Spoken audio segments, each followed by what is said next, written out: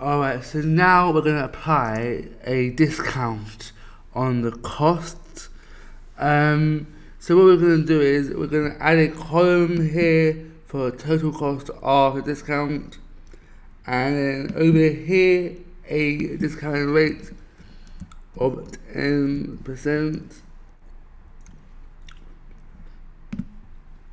So we go over here and we put equals, and then we select our total cost, then we do minus, then in brackets select total cost again, multiplied by the percentage over there, and then close your brackets. Now that's correct. However, if I drag that down,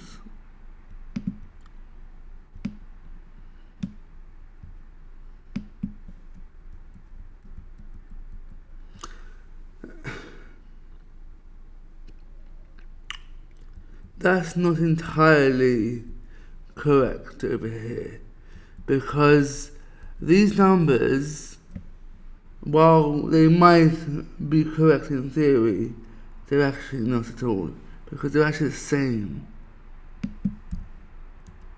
as total costs. So discount was not applied. The reason is because the value B15 is incrementing.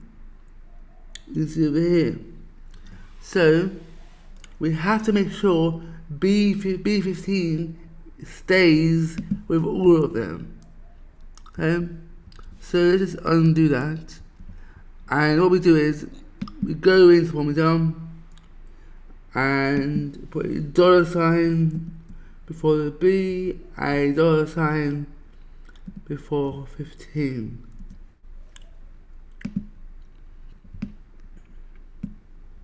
And now we have them discounted.